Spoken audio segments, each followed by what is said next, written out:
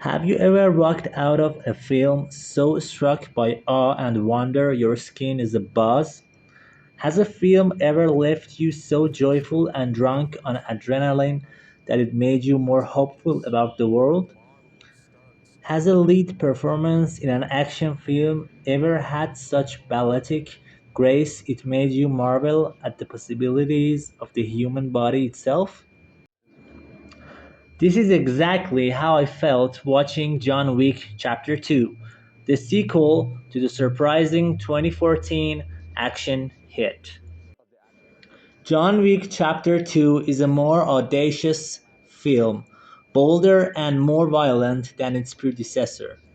In many ways, it's the platonic idea of an action film, operatic yet colored with fine tuned details.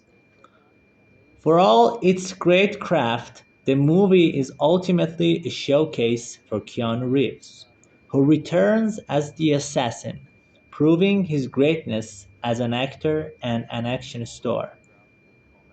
Yes, that's right, I said greatness. No qualifiers necessary.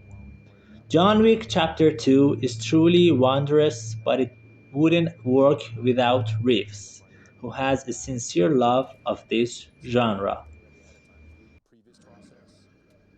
Wick is not good at retiring. It's easy to believe, as commented on by others in the film, that he is addicted to the vengeance. After all, what else does he have to live for? The sequel picks up shortly after the end of the first film. Wick is still reeling from the death of his wife, Helen, failing to adjust to a new life even with his adorable, unnamed pitbull by his side.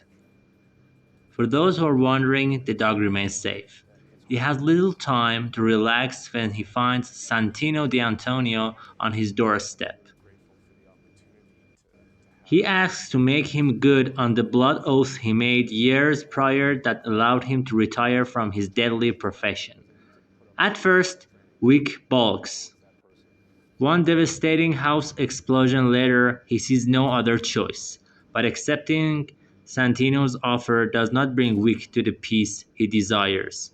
Soon he finds himself facing threats from all sides, including Santino's mute enforcer, Ares, and Cassian, a bodyguard to the woman Wick is forced to kill.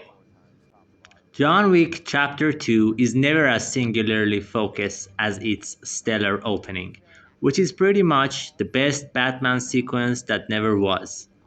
Wick has already avenged his dog and now wants to recover the car stolen in the previous film.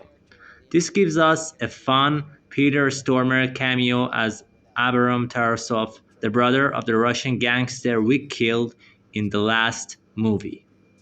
In the opening, Wick fluidly moving in and out of the shadow, killing all manner of men who stand in his path. All the while, Abram listens to the bullets and screams of his henchmen growing almost cartoonishly outright with dread. The scene works by leaning into Wick's mythic nature even more heavily than the first film and establishes the sequel's excellent comedic stylings. Of course, the reason to truly cherish John Wick Chapter 2 is the action director Chad Stahelski and cinematographer Dan Lostsen. They make them every frame a sumptuous visual feast.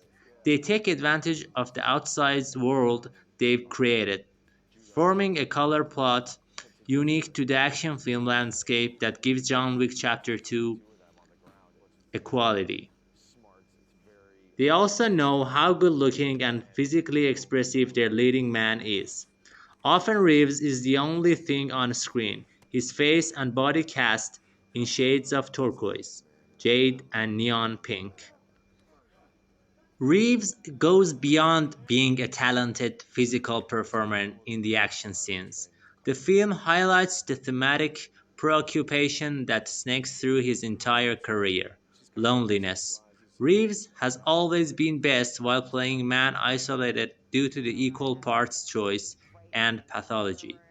Wick's struggle to find peace and his place in the world is surprisingly moving. Here is a man without any home in the world, emotional or tangible.